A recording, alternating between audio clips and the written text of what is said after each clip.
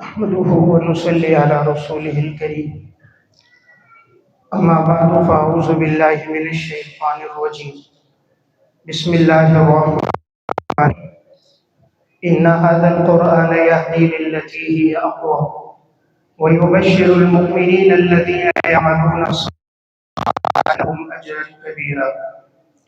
وقال النبي صلى الله عليه وسلم إن الله يرفع بهذا الكتاب أقواما ويضع به آخرين. رواه مسلم. وقال النبي صلى الله عليه وسلم اقرأوا القرآن فإنه يأتي يوم القيامة شفيعا لأصحابه. رواه مسلم. وقال النبي صلى الله عليه وسلم يقال لصاحب القرآن اقرأ وارتقي ورتل كما كنت ترتل في الدنيا إن منزلك إلى آخر آية تقرأها. رواہ ابو داؤد. صدق اللہ العظیم. میرے انتہائی واجب علماء کرام، دور دراز سے تشریف لائے ہوئے مہمانان گرامی، اہلیان محلہ اور عزیز طلباء ساتھی، آج کی یہ مجلس بڑی ہی بابرکت باسعادت مجلس ہے کہ الحمدللہ 61 طلبہ کرام کا قرآن کریم حفظ مکمل ہوا، 64 طلبہ کرام نے تجوید مکمل کی، 45 طلبہ کرام دورہ حدیث سے اس سال الحمدللہ فارغ ہو رہے، اور تقریباً 30 طلبہ کرام جنہوں نے ایک سال کا کورس تخصص کا پورا کیا، آج کے بعد الحمدللہ وہ مفتی کہلائیں گے. تو یہ تقریباً 200 تعداد بنتی ہے جو الحمدللہ جامعہ انوار العلوم مہران ٹاؤن سے اس سال جو معاشرے کو فراہم ہو رہے ہیں وہ یہ 200 افراد ہیں. تو بڑے خوش قسمت ہیں وہ والدین کہ جن کے بچوں کو اللہ نے یہ سعادت عطا فرمائی کہ ان کے بچے قرآن کریم کے حافظ بنے، عالم بنے، مفتی بنے. تو یہ دنیا میں بڑی سعادت کی بات ہے. اولاد اللہ کی طرف سے ایک بہت بڑی نعمت ہے. یَهَبُ لِمَن یَشَاءُ إِنَاثًا وَیَهَبُ لِمَن یَشَاءُ الذُّکُورَ أَوْ یُزَوِّجُهُمْ ذُکْرَانًا وَإِنَاثًا وَیَجْعَلُ مَن یَشَاءُ عَقِیمًا. اللہ جسے چاہے بیٹیاں عطا فرمائے، جسے چاہے بیٹے عطا فرمائے، جسے چاہے بیٹے اور بیٹیاں دونوں عطا فرمائے، اور اللہ جسے چاہے باندھ رکھے کچھ نہ دے. اللہ رب العزت جاننے والا ہے کس کو کیا عطا کرنا ہے، اور قادر ہے جس کو چاہے بیٹیاں بھی دے بیٹے بھی دے. تو اولاد اللہ کی طرف سے بڑی نعمت ہے. اولاد نہ ہو تو انسان بڑا فکر مند ہوتا ہے. چند سال گزر جائیں اولاد کی نعمت سے محروم ہو تو مختلف جگہ انسان علاج معالجہ کراتا ہے، مختلف طبیبوں ڈاکٹروں کے پاس جاتا ہے. کسی کے حرمین کا سفر ہو اس سے کہتا ہے بیت اللہ پہ نکاح پڑے، میرے لیے دعا کرنا اللہ مجھے اولاد کی نعمت عطا فرمائے. روزہ رسول پر حاضری ہو سلام عرض کرنا، جب بھی دعاؤں میں یاد کرنا اللہ مجھے اولاد کی نعمت دے. معلوم ہوا اولاد اللہ کی طرف سے ایک بہت بڑی نعمت ہے. اور اولاد میں جب اولاد آنکھوں کی ٹھنڈک ہو، نیک صالح پرہیزگار ہو، جن کو دیکھ کر دل خوش ہوتا ہو، تو ایسی اولاد تو انسان کے لیے بہت بڑا قیمتی متاع ہے. ایک طرف 10 بچے ہیں لیکن اوباش ہیں، بدماش ہیں، ان کی زندگی فحاشی اور یعنی بے حیائی میں گزرتی ہے. اور ایک طرف ایک بچہ ہے لیکن وہ آنکھوں کی ٹھنڈک ہے. ربنا هب لنا من ازواجنا وذرياتنا وجعلنا للمتقین اماما.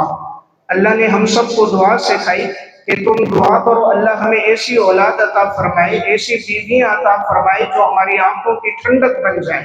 آپ کا بچہ ہو قرآن کا حافظ ہو، عالم ہو، مفتی ہو، تو یہ انسان کے لیے دنیا میں بہت بڑی سعادت اور نیک بختی کی بات ہے. اور مدارس میں جو کوشش ہوتی ہے وہ یہی کہ بچے کا عقیدہ بھی ٹھیک ہو جائے، اس کے اعمال بھی ٹھیک ہو جائیں. اور عقیدہ سب سے اہم چیز ہے. آج کے دور میں الحاد پھیلتا جا رہا ہے. کالجوں میں، یونیورسٹیوں میں، تعلیم گاہوں میں معاذ اللہ ایسے لوگ سامنے آ رہے ہیں جو بالکل ملحد ہیں، اللہ کے وجود کا انکار کر رہے ہیں. حالانکہ وجود باری تعالیٰ بدیہی ہے، حضرت لقمان اپنے بیٹے کو جو نصیحت کر کے جا رہے ہیں وہ عقیدے کی اصلاح کی. یا بنی لا تشرک باللہ ان الشرک لظلم عظیم. بیٹے شرک نہ کرنا، یقیناً شرک بہت بڑا گناہ ہے. حضرت یعقوب علیہ السلام دنیا سے جا رہے، اذ حضر یعقوب الموت اذ قال لبنیہ ما تعبدون من بعدی قالوا نعبد الہک و الہ آبائک ابراہیم و اسماعیل و اسحاق الہا واحدا ونحن له مسلمون. یعقوب علیہ السلام دنیا سے جاتے وقت بیٹوں سے ایک بات پوچھ رہے ہیں کہ میرے بیٹوں کو میرے بعد عبادت کس کی کرو گے؟ اولاد کی دنیا کی فکر نہیں، آخرت کی فکر ہے. مال کی فکر نہیں، اعمال کی فکر ہے. ظاہر کی فکر نہیں، باطن کی فکر ہے کہ بیٹو جب میں دنیا سے جاؤں گا میرے بعد تم عبادت کس کی کرو گے؟ یعقوب علیہ السلام کی اولاد نے فرمایا ہم اسی کی عبادت کریں گے، یعنی حضرت ابراہیم، حضرت اسماعیل، حضرت اسحاق علیہ السلام کا جو معبود ایک اللہ ہے، ہم اسی ایک اللہ کی عبادت کریں گے، ہم اسی کے فرما بردار ہیں. حضرت یعقوب علیہ السلام خوش ہو گئے. تو انبیاء علیہ السلام کی محنت تھی اپنی اولاد پہ کہ اولاد کی آخرت بن جائے، اولاد کا باطن ٹھیک ہو جائے، یہ شرک سے کفر سے محفوظ ہو جائے. یہی محنت سب سے بڑی محنت ہے. تو میں ایک بات عرض کر رہا ہوں تو بڑے کہ جن کے بچے آج حافظ عالم بن رہے، اللہ نے اصل عزت دین میں رکھی ہے. مال اور دولت سے ملنے والی عزت پائیدار نہیں. جب تک یہ دولت پیسہ انسان کے پاس ہو چند چاپلوس نظر آتے، اور جب یہ دولت اور پیسہ انسان کے ہاتھ سے چلا جائے تو وہ بھی منتشر ہو جاتے ہیں. اور اللہ جو عزت انسان کو دین کی وجہ سے عطا فرمائے، وقت گزرتا رہتا ہے اس عزت میں اضافہ ہوتا رہتا ہے. اسی لیے رسول اللہ صلی اللہ علیہ وسلم نے فرمایا ان اللہ یرفع بهذا الکتاب اقواما ویضع به آخرین. جو قرآن کریم کے ساتھ جڑیں گے ہم انہیں بلندیاں عطا فرمائیں گے، جو قرآن کو چھوڑ دیں گے ہم ان کو پستیوں میں گرا دیں گے. تو اللہ نے عزت کو دین سے جوڑا ہے. امام ذہبی رحمہ اللہ متوفی 748 ہجری سیر و اعلام النبلاء میں، امام ابو داؤد سجستانی رحمۃ اللہ علیہ متوفی 273 ہجری کے حالات میں لکھتے ہیں، امام ابو داؤد رحمۃ اللہ جو مسئلہ حدیث پر بیٹھے آپ کے تو تھے علماء محدثین میں بیٹھے ایک جمع حضور کے ایک بڑے اللہ والے بزرگ سہل بن عبداللہ تستری رحمت اللہ علیہ آئے، حضرت کے قریب بیٹھ گئے. حضرت نے پوچھا بھائی کیسے آنا ہوا؟ فرمایا حضرت میری زندگی کی ایک خواہش ہے، کیا آپ پورا کریں گے؟ حضرت نے فرمایا اگر میرے بس میں ہوا پورا کروں گا. فرمایا نہیں، آپ وعدہ کیجئے، آپ میں ہے، آپ پورا کریں گے. امام ابو داؤد رحمۃ اللہ انشاءاللہ پورا کروں گا. حضرت سہل بن عبداللہ تستری رحمت اللہ علیہ نے فرمایا اخرج الی لسانک الذی تحدث به احادیث رسول اللہ صلی اللہ علیہ وسلم حتی اقبلہ فخرج الیہ لسانہ فقبلہ. میں چاہتا ہوں آپ اپنی وہ زبان مبارک باہر نکالیے جس زبان سے آپ امام الانبیاء سرکار دو عالم تاجدار مدینہ جناب رسول اللہ صلی اللہ علیہ وسلم کی احادیث بیان کرتے. میں چاہتا ہوں آپ کی زبان کو بوسہ دوں، شاید یہ میرے لیے نجات کا ذریعہ بن جائے.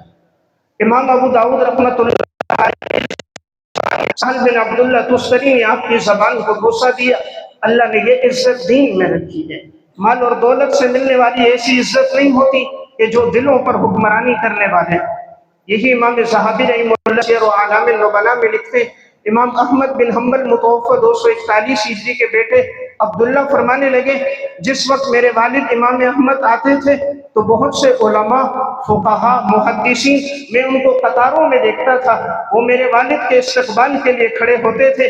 رأیت کثیرا من العلماء والفقهاء والمحدثین یقبلون ابی بعضهم یدہ وبعضهم رأسہ.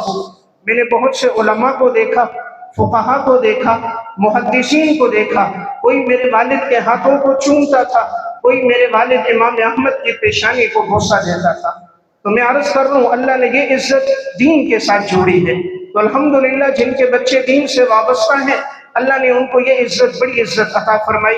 آج ان کے بچے عالم بن رہے، مفتی بن رہے. تو یہ بڑی سعادت کی بات ہے کہ انسان کی زندگی میں بیٹا اس قابل ہو جائے کہ وہ مصلی پہ کھڑے ہو کر اللہ کا کلام سنا رہا ہو.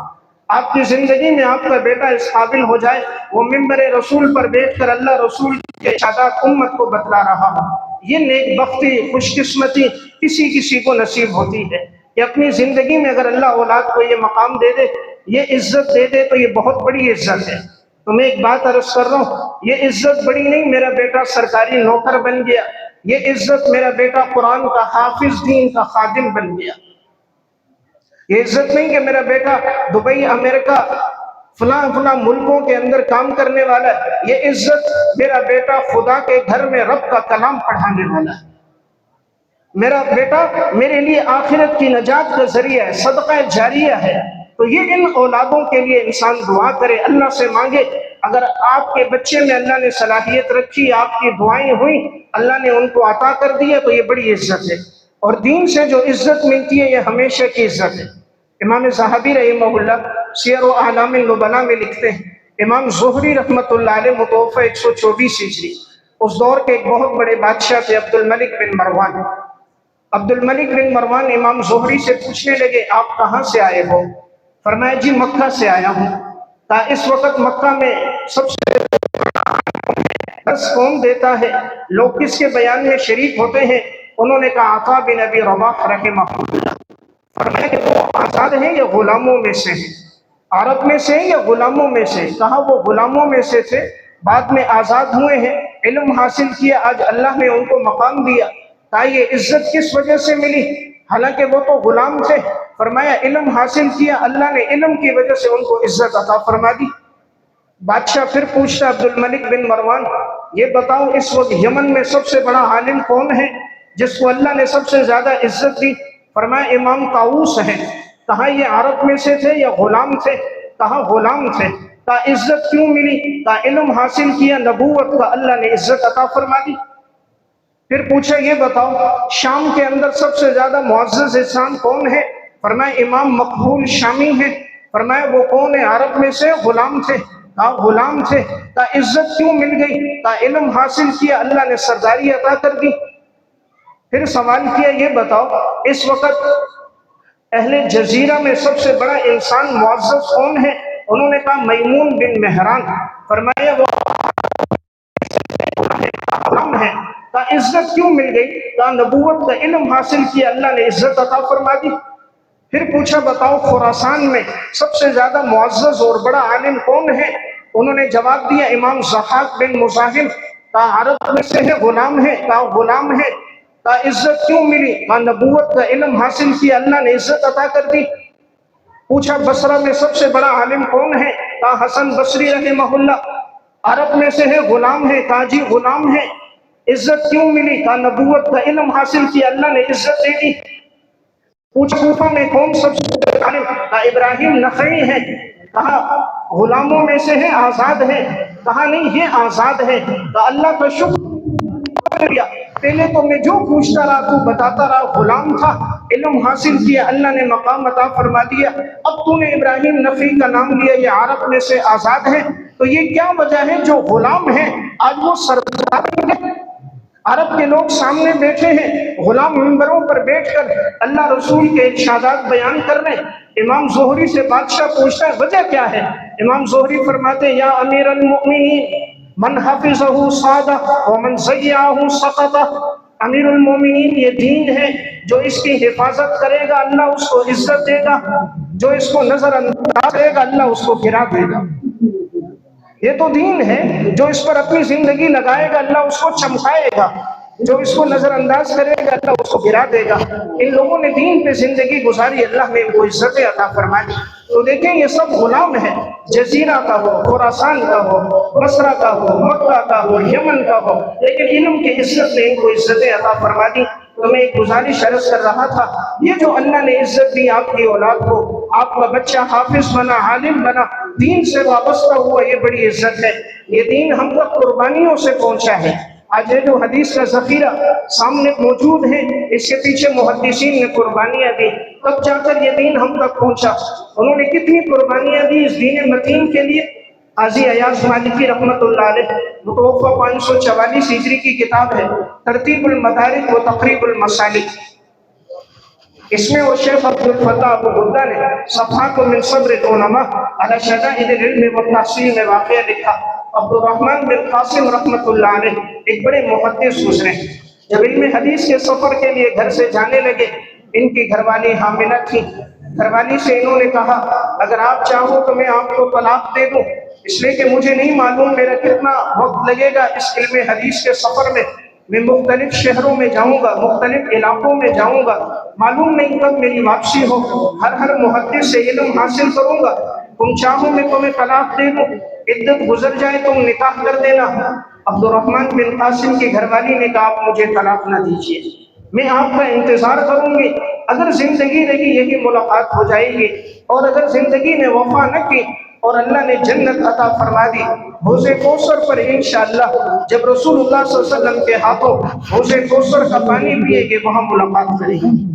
آخر میں عبد الرحمن گھر والی سے ملنے کے بعد چلے گئے، اہلیہ حاملہ تھی، مختلف شہروں میں گئے، کبھی کرمان، کبھی جرجان، کبھی نیساپور، کبھی سمرقند، کبھی بیت المقدس، کبھی عراق، کبھی رملہ، کبھی فلسطین، کبھی کوفہ، کبھی مکہ، کبھی مدینہ، کبھی بغداد، کبھی بیت المقدس، کبھی جزیرہ، سفر کرتے کرتے زندگی کے 24 سال گزر گئے، 24 دن نہیں، 24 مہینے نہیں، زندگی کے 24 سال گزر گئے۔ عبد الرحمن بن سے باہر جاتے، حدیثیں سنتے اور ان کو محفوظ کرتے۔ اس دور میں لکڑی کا قلم تھا، دیے کی روشنی تھی، چٹائیوں پر بیٹھ کر جناب رسول اللہ صلی اللہ علیہ وسلم کے ارشادات کو محفوظ کیا جاتا، کبھی پر، کبھی ہڈیوں پر، کبھی چمڑوں پر، کبھی کاغذوں پر۔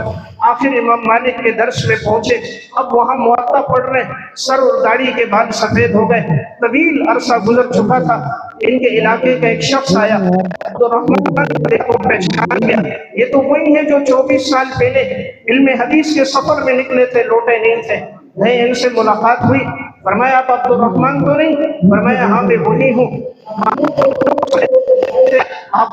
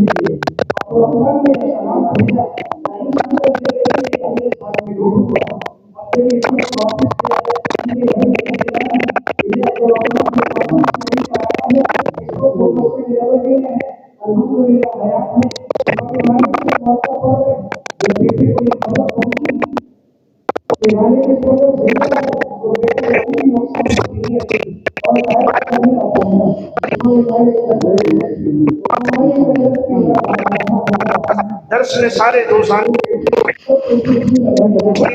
امام نوجوان پیچھے آ کر بیٹھ گیا، چہرے پر ایک نقاب ختم ہوتا ہے، پوچھا عبد الرحمن بن قاسم کون ہے؟ وہ اشارہ کرتا ہے، وہ جو بابا جی بیٹھے وہ عبد الرحمن ہے۔ یہ نوجوان اٹھ کے جاتا ہے، عبد الرحمن بیگ لگا کے بیٹھے تھے، احادیث لکھ رہے تھے۔ یہ نوجوان قریب گیا، حضرت کو اپنے سینے سے لگایا اور یہ رونے لگ گیا اور اپنے چہرے سے وہ نقاب ہٹایا۔ عبد الرحمن کہتے ہیں جب نوجوان نے مجھے سینے سے لگایا، مجھے یوں خوشبو محسوس ہوئی جیسے انسان کو اپنی اولاد سے خوشبو محسوس ہوتی ہے، مجھے یوں لگ رہا کہ بیٹا ہے، جیسے انسان اپنے بیٹے کو، بیٹی کو، پوتے کو، پوتی کو اٹھائے، ایک خوشبو محسوس ہوتی ہے، دل کو سکون ملتا ہے، مجھے سکون مل رہا تھا شاید یہ میری اولاد ہے۔ اتنے میں اس بیٹے نے کہا ابا جان آپ نے مجھے پہچانا؟ میں نہیں پہچانا، کہا میں آپ کا بیٹا عبداللہ ہوں، جس وقت آپ علم حدیث کے سفر میں نکلے تھے اس وقت میں حمل کی صورت میں تھا۔ عبد الرحمن نے جب سنا میرا بیٹا کھڑا ہو گیا اور اپنے بیٹے کو سینے سے لگایا، 24 سال کے بعد یہ والد اپنے بیٹے سے مل رہا ہے اور یہ بیٹا اپنے والد سے مل رہا ہے، دونوں ہی رو رہے تھے، دونوں کی آنکھوں سے آنسو بہ رہے تھے۔ یہ قربانیاں تھیں ان لوگوں کی، یہ جو دین ہم تک پہنچا، یہ حدیث کا ذخیرہ پہنچا، ان قربانیوں کے بعد پہنچا۔ یہ زندگی کے 24 سال گزر گئے، ان لوگوں کو گھر پلٹنے کا موقع نہ ملا۔ اللہ بڑا قدردان ہے، وَكَانَ اللَّهُ شَاكِرًا عَلِيمًا، جو دین کے لیے جتنی قربانی دے گا اللہ اتنی عزت دے گا۔ اللہ کو بتانے کی ضرورت کوئی نہیں، وہ علیم ہے، دل کے ارادوں کو نیتوں کو جانتا ہے۔ جو جتنی قربانی اخلاص سے دے گا، اپنی جان مال اولاد کو دین پہ لگائے گا، اللہ اس کو چمکائے گا۔ اللہ کا وعدہ ہے، یا ایھا الذین آمنوا ان تنصروا اللہ ینصرکم ویثبت اقدامکم، اے ایمان والو تم اللہ کے دین کی مدد کرو، اللہ تمہاری مدد کرے گا، اللہ تمہیں ثابت قدمی عطا فرمائے گا۔ وہ اللہ قرآن میں وعدہ کر کے چلا گیا، اپنی اولاد کو دین پہ لگاؤ اللہ تمہاری مدد کرے گا۔ رسول اللہ صلی اللہ علیہ وسلم نے فرمایا، احفظ اللہ یحفظک، اللہ کے دین کی حفاظت کرو اللہ تمہاری حفاظت کرے گا۔ احفظ اللہ تجدہ تجاہک، اللہ کے دین کی حفاظت کرو اللہ کو اپنے سامنے پاؤ گے۔ اذا سألت فاسأل اللہ، مانگو، اذا استعنت فاستعن باللہ، جب مدد طلب کرو صرف اللہ سے مدد طلب کرو۔ تو میں ایک بات عرض کر رہا تھا، اللہ نے صرف دین سے چھوڑ دیا ہے تو بڑے خوش قسمت ہیں جن کی اولادوں کو اللہ نے یہ مقام عطا فرمایا کہ وہ الحمدللہ دین سے جڑے۔ آج یہ جو صحیح بخاری کا بھی درس ہوگا، امام بخاری نے جو اس کتاب کو لکھا، کتنی محنتیں کی، کتنی قربانیاں دی۔ تاریخ بغداد میں خطیب بغدادی رحمہ اللہ نے ان کے حالات میں لکھا، تاریخ مدینہ دمشق میں ابی ایاس رحمۃ اللہ علیہ کے پاس پڑھتا تھا۔ امام بخاری کہتے میرے پاس کھانے کے لیے کچھ نہیں ہوتا تھا، میں شام کے وقت جب آتا نہر کے کنارے چل کر آتا، میں گھاس توڑ لیتا اور اس کچی گھاس کو میں پانی سے دھو لیتا، پھر میں وہ کچی گھاس کھا لیتا، اوپر سے پانی پی لیتا۔ ان قربانیوں کے ساتھ امام بخاری رحمۃ اللہ علیہ نے حدیث کا علم حاصل کیا، آنے والی امت تک پہنچایا۔ آج امام بخاری تو دنیا سے چلے گئے لیکن اللہ نے امیر المومنین فی الحدیث بنا دیا۔ آج اللہ نے ان کی کتاب کو اصح الکتب بعد کتاب اللہ بنایا۔ اس لیے میری ایک گزارش تھی، ہم اپنی اولادوں کو دین کے لیے وقف کریں، اپنی اولادوں میں ایک بچے کو کم از کم قرآن کا حافظ بنائے، عالم بنائے، یہی ہمارے لیے بہترین صدقہ جاریہ ہوگا۔ جو طلبہ کرام فاضل ہیں الحمدللہ اس سال عالم بن رہے، مفتی بن رہے، میری ان سے بھی ایک گزارش ہوگی، عزیز طلبہ، آپ نے مدرسے کے ماحول میں پڑھا، اب آپ کے سروں پر یہ جو دستار باندھی جائے گی، یہ صرف چند گز کا کپڑا نہیں ہے کہ جو آپ کے سر پہ باندھا جا رہا ہے، یہ علوم نبوت کی وہ ذمہ داری آپ کے کندھوں پہ ڈالی جا رہی ہے۔ آپ نے مدرسے میں 11 سال 13 سال 15 سال رہ کر، بعض طلبہ نے 3 سال میں حفظ کیا، 2 سال میں تجوید پڑھی، 8 سال میں نظامی پڑھی، 1 سال تخصص میں لگا، 12 13 سال آپ کے لگ گئے۔ اب یہ جو آپ کے سر پہ دستار ہوگی، آپ نے اس کی ہے، آپ نے جو نبوت کا علم حاصل کیا اسے آنے والی امت تک پہنچانا ہے۔ جس حلیے میں آپ کے اساتذہ آپ کو رخصت کر رہے ہیں، اس حلیے میں تبدیلی نہیں لانی۔ ایسا نہیں ہونا کہ معاشرے میں جانے کے بعد آپ کے چہرے سے داڑھی نہ ہٹے، آپ کا کرتا تبدیل نہیں ہونا چاہیے، آپ کی وضاحت نہیں بدلنی چاہیے، آپ کے پانچے ٹخنوں سے نیچے نہیں ہونے چاہیے، آپ نماز میں صف اول میں نظر آنے چاہیے، امت کا درد سینے میں رکھنا ہے، ہر ایک کے لیے فکر مند ہونا ہے، کیسے بے نمازی نماز پہ آ جائے، کیسے بے دین دین سے جڑ جائے، راتوں کو رو رو کے اللہ سے مانگنا ہے، جیسے جناب رسول اللہ صلی اللہ علیہ وسلم حضرات صحابہ اللہ سے مانگتے تھے۔ آپ نے بھی جس مسجد میں آپ کو خدمت کا موقع ملے، جس مدرسے میں ماحول میں ملے، اللہ سے مانگنا، اللہ کے سامنے رونا۔ اللہ آنسوؤں کی بڑی قدر کرتا ہے، سمندروں کا مالک اللہ ہے، آبشاروں کا مالک اللہ ہے، نہروں کا پیدا کرنے والا اللہ ہے، زمین کے نیچے پانی کے ذخائر رکھنے والا اللہ ہے، لیکن آنسوؤں کی 2 قطروں کی بڑی لاج رکھتا ہے۔ جب یہ ندامت سے بہہ جائے وہ ماضی کے گناہ معاف کر دیتا ہے۔ آپ کے دل میں امت کا درد ہونا چاہیے۔ ایک آدمی تھا امت کا درد تھا، لیکن مولانا محمد الیاس کاندھلوی رحمہ اللہ راتوں کو اٹھتے تھے، اللہ سے مانگتے تھے، ساری رات روتے رہتے تھے، چارپائی پہ تڑپتے رہتے، پھر اٹھتے مصلی پہ آتے آنسو بہاتے، یا اللہ کس طرح ساری دنیا میں ہدایت پھیل جائے، کیسے بے نمازی نمازی بن جائے، کیسے دین سے دور دین پر آ جائے۔ راتوں کا رونا تھا، اللہ سے مانگا، اللہ نے کیسی ہدایت کی ہوائیں پھیلا دی۔ آج لاکھوں لوگ الحمدللہ دین پر آئے، پیچھے ان کا رونا تھا۔ ایک عالم گزرے مولانا مظفر حسین کاندھلوی رحمۃ اللہ علیہ، تذکرۃ الخلیل میں ان کا واقعہ ہے۔ مولانا مظفر حسین کاندھلوی رحمہ اللہ ایک جگہ گئے، راستے میں چلتے چلتے ایک جگہ پہنچے، مسجد میں نماز کے لیے گئے۔ جب پہنچے تو دیکھا مسجد بالکل ویران ہے، جھاڑو دیا، مسجد صاف کیا، آزان دی، لیکن علاقے میں کوئی نماز کے لیے نہیں آیا۔ مولانا مظفر حسین کاندھلوی صاحب پریشان ہو گئے، نماز کا وقت جا رہا ہے، کوئی بھی نماز کے لیے نہیں ہے۔ حضرت نے اپنی اکیلے میں نماز پڑھی، باہر نکلے، گشت کی، ساتھیوں سے پوچھا بھئی نماز کے لیے کوئی نہیں آتا؟ ارد گرد محلہ بھی مسلمانوں کا ہے۔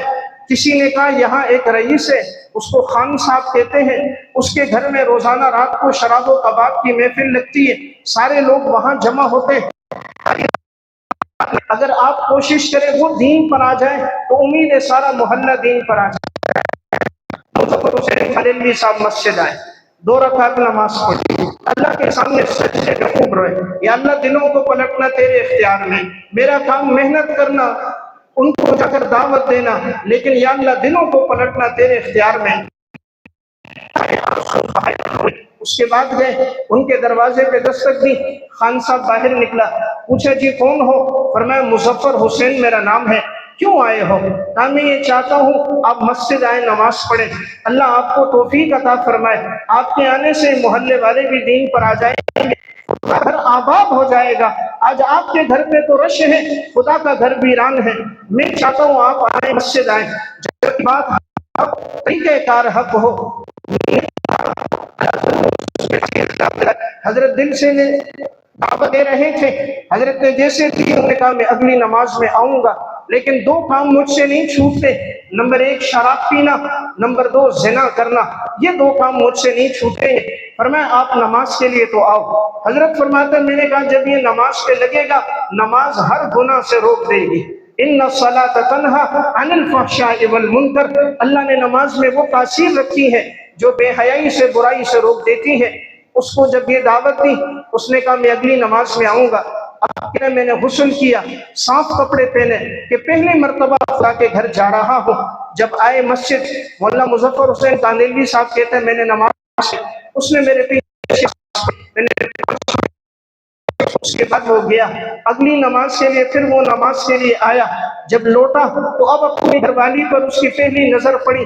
پہلے تو زندگی گناہوں میں گزر رہی تھی، شراب و کباب میں گزر رہی تھی، حرام میں گزر رہی تھی، آج جو بیوی پہ نظر پڑی کہ گھر میں الحمدللہ ایسی حسین پاک دامن عورت موجود ہے اور میں دوسری جگہ منہ مار رہا ہوں، یہ شیطان کا کام ہے۔ افمن زین لہ سوء عملہ فرآہ حسنا، وہ گناہ کی چیزوں کو مزین کر کے پیش کرتا ہے۔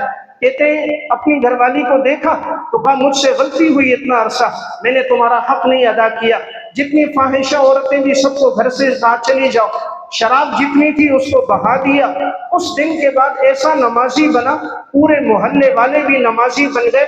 تذکرۃ الخلیل میں واقع ہے، پھر خان صاحب کی ایسی زندگی گزری، 25 سال زندہ رہا ہے اور اس سے تہجد کی نماز بھی نہیں چھوٹی، فرض تو فرض، 25 سال پھر تہجد بھی نہیں چھوٹی، ایسی نماز کی پابندی ہوئی، سارا محلہ دین پر آ گیا۔ تو میری فضلاء کرام سے گزارش تھی، آپ نے جا کر محلے میں کام کرنا ہے، مسجدوں میں دین کی دعوت دینی ہے، اللہ سے رو رو کے مانگنا ہے، یہ دلوں کو پلٹنا اللہ کے اختیار میں ہے، توفیق اللہ کی طرف سے ہوتی ہے، اللہ جس کو چاہے توفیق دے۔ دیکھیں آج بندہ کہتا میں نماز نہیں پڑھتا، یا کوئی کہتا میں تلاوت نہیں کرتا، اپنی اولاد کو وقف نہیں کرتا، حالانکہ ایسی بات نہیں، اللہ کی طرف سے قبولیت نہیں ہے، اللہ جس کو چاہتا ہے توفیق عطا فرماتا ہے۔ ہماری مسجد کے ایک نمازی تھے بابا بخت زمین، گزشتہ سال ان کا انتقال ہوا، میں دیکھتا تھا اس بابا جی کو، صف اول کا نمازی تھا، ہر جمعے میں آتا، صلاۃ و تسبیح سورہ کہف پڑھتا، ہر ایک سال رمضان میں اعتکاف کرتا، ہر سال وہ چلہ لگاتا، تقریباً 82 سال عمر تھی، کھڑے ہو کر نماز پڑھتا تھا، قابل رش زندگی تھی بابا جی کی۔ گزشتہ سال رمضان میں اچانک بیمار ہو گیا، ایک روزہ چھوٹا، اس سے دوسرا چھوٹ گیا، 5 نمازوں کی جماعت اس سے چھوٹ گئی، فالج کا حملہ ہو گیا تھا، مفلوج ہو گیا تھا، بچوں سے کہا مجھے لے کر جاؤ استاد جی کے پاس، بچے اس کو اٹھا کر مسجد لے کر آئے، بابا جی کی آنکھوں سے مسلسل آنسو بہ رہے تھے، میں بابا کو تسلی دے رہا تھا، بابا کیا ہوا؟ وہ کہنے لگے کل کا روزہ بھی چھوٹ گیا، آج کا روزہ بھی مجھ سے چھوٹ گیا۔ تو میں نے کہا بابا اس کی جگہ فدیہ دے دینا، کوئی مسئلہ نہیں، آپ بیمار ہو۔ اس نے آگے سے کہا فدیہ تو ہو جائے گا، لیکن مجھ سے جو روزہ چھوٹا ہے اس کا تو بدل کوئی نہیں ہو سکتا۔ میں نے کہا بابا اس سے پہلے کبھی روزہ نہیں چھوٹا؟ بابا نے کہا 12 سال کی عمر میں روزے شروع کیے تھے، 82 سال اب عمر ہے الحمدللہ، 70 سال میں کبھی مجھ سے روزہ نہیں چھوٹا۔ 70 سال میں جماعت کی نمازیں چھوٹنے پہ وہ پریشان تھا، رو رہا تھا۔ تو میں نے کہا کبھی اس سے پہلے جماعت نہیں چھوٹی؟ بابا کہنے لگا 17 سال کی عمر میں جماعت سے نماز شروع کی تھی، آج الحمدللہ 82 سال عمر ہے، کبھی تکبیر اولیٰ مجھ سے نہیں چھوٹی۔ میں عرض کر رہا ہوں دنیا کا نقصان نقصان نہیں، دین کا نقصان نقصان ہے۔ دنیا کا نقصان اس کی تلافی ہو جاتی ہے، دین کے نقصان کی تلافی نہیں ہوتی۔ آج بچہ گلاس توڑ دے، کپ توڑ دے، ماں باپ غصہ کرتے ہیں بیٹا تو نے گلاس 20 گلاس، اس کا نقصان نظر آتا ہے۔ بیٹا فرض نماز نہیں پڑھ رہا، یہ نظر نہیں آ رہا، بیٹی فرض نماز نہیں پڑھ رہی، ماں باپ کو یہ نقصان نظر نہیں آ رہا۔ اس پر تو گھر میں جھگڑا ہے، کپڑے استری کیوں نہیں، مرچ مسالہ تیز کیوں ہو گیا، کبھی اس پر بھی پوچھا گھر والی سے نماز کیوں نہیں پڑھی۔ تو ایک بات میں عرض کر رہا تھا، دین کی فکر مندی پیدا ہو جائے، ہم سمجھنا شروع ہو جائے اصل نقصان دین کا نقصان ہے۔ اپنی اولادوں کو نمازی بنائیں۔ دیکھیں ابراہیم علیہ السلام جنہوں نے بیت اللہ کو تعمیر کیا، اللہ نے جن کو اپنا دوست بنایا، واتخذ اللہ ابراہیم خلیلا، وہ کیا دعا فرما رہے؟ رب اجعلنی مقیم الصلاۃ ومن ذریتی ربنا وتقبل دعا، یا اللہ مجھے بھی نمازی بنا، میری اولاد کو بھی نمازی بنا، مجھے بھی نمازی بنا، میری اولاد کو بھی نمازی بنا۔ تو ایک میری گزارش تھی، ہم دین سے وابستہ ہوں، اپنی اولادوں کو دین کے ساتھ وابستہ کریں، انہیں حافظ عالم بنائیں۔ آج جو الحمدللہ آپ نے جو بچے مدرسے کو دیے تھے، آج مدرسہ وہ بچے آپ کو واپس کر رہا ہے، جن میں 61 بچے قرآن کریم کے حافظ ہیں، 64 میں تجوید کی، 45 الحمدللہ تقریباً عالم بن گئے۔ اتنا بڑا ایک نظم یہاں چل رہا ہے، اور ایک معاشرے میں بہترین افراد یہ معاشرہ آپ کو دے رہا ہے، مدارس آپ کو یہ دے رہے ہیں۔ آپ جس حلیے میں مدرسے نے یہ بچہ آپ کو واپس کیے، آپ دیکھیں یہ بچے میرے سامنے ہیں، دائیں طرف ہیں، یہ بائیں طرف بیٹھے ہیں۔ الحمدللہ یہ پورے ملک میں معاشرے کے اندر مدارس کا ایک کردار ہے، مدارس کی ایک زندگی ہے کہ ایسے قیمتی افراد مدارس الحمدللہ ماحول میں فراہم کر رہے ہیں۔ کبھی ایسی ضرورت پیش نہیں آئی کہ عالم کی ضرورت ہو نہ ملتا ہو، مفتی کی ضرورت ہو، قاری کی ضرورت ہو نہ ملتا ہو۔ یہ مدارس کی محنت ہے کہ الحمدللہ معاشرے کے اندر علماء کی، طلباء کی ایک بہت بڑی تعداد ہے۔ آج یہ جو بچے اب فاضل ہونے والے، ان میں سے بعض ایسے بھی ہیں جن کا والد آج موجود نہیں ہے، بعض ایسے بھی ہیں جن کی والدہ موجود نہیں ہے، لیکن آج ان کے لیے بڑی خوشی کا دن ہے۔ اللہ نے دنیا میں ان کو یہ سعادت عطا فرما دی۔ آج کے دن جن کے والد موجود ہیں ان کے لیے بڑی خوشی کا عالم ہے کہ ان کا بیٹا حافظ عالم بن رہا ہے۔ آج سے 2 سال پہلے ایک جگہ میں بیان کے لیے پہنچا، آخری تراویحیں چل رہی تھی، نوجوان قاری صاحب قرآن سنا رہے تھے، 17-18 سال عمر تھی، آخری صورتیں شروع ہوئی تو وہ رونے لگ گیا۔ تو جو پیچھے بابا جی وہ رو رہے تھے، تراویح کے بعد ملاقات ہوئی، میں نے کہا بابا جی بیمار تو نہیں، آپ مسلسل رو رہے ہو؟ بابا نے کہا بیٹا بیمار نہیں ہوں، یہ جس بچے نے قرآن سنایا ہے یہ میرا بیٹا ہے، اور میری زندگی میں بڑی خواہش تھی کہ میرا بچہ قرآن سنائے، آج الحمدللہ اس نے قرآن سنایا، میں خوشی میں رو رہا۔ اللہ نے میرے بیٹے کو یہ سعادت عطا فرمائی، وہ امام الانبیاء کے مصلی پہ کھڑے ہو کر خالق کائنات کا مقدس کلام سنا رہا ہے۔ تو میں نے عرض کیا یہ بہت بڑی عزت ہے کہ ہماری اولادیں اگر دین سے وابستہ ہو جائیں۔ رمضان المبارک کا مہینہ قریب ہے، آج جو بچے حافظ بنے،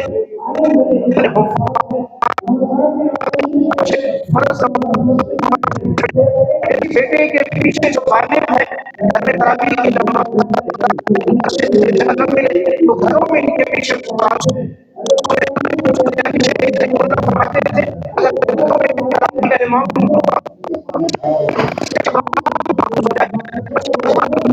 امید ہے اللہ وہی اجر و ثواب دے گا۔ حضرت فرماتے تھے جو اللہ مسجد میں تراویح پہ دیتا ہے تو یہ بڑی سعادت ہوگی۔ اب اپنے بچوں کے پیچھے قرآن سن رہے ہو اس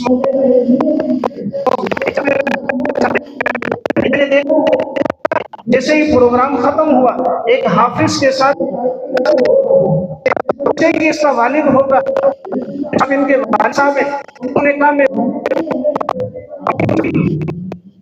بچے کا کفیل ہوں، میں نے ذمہ داری لی تھی کہ یہ بچہ حفظ کرے، اس کا سارا خرچہ میں برداشت کروں گا۔ الحمدللہ 3 سال حفظ کیا۔ اس کا جو خرچ تھا میں مدرسے میں جمع کراتا تھا۔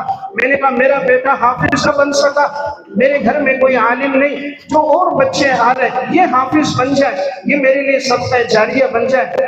اس بچے کی کفالت میں اپنے ذمہ لی تھی۔ الحمدللہ 3 سال سے میں اپنی وسعت کے مطابق اپنے توفیق کے ساتھ کچھ جمع کراتا تھا۔ اس بچہ میرے نام پہ تھا۔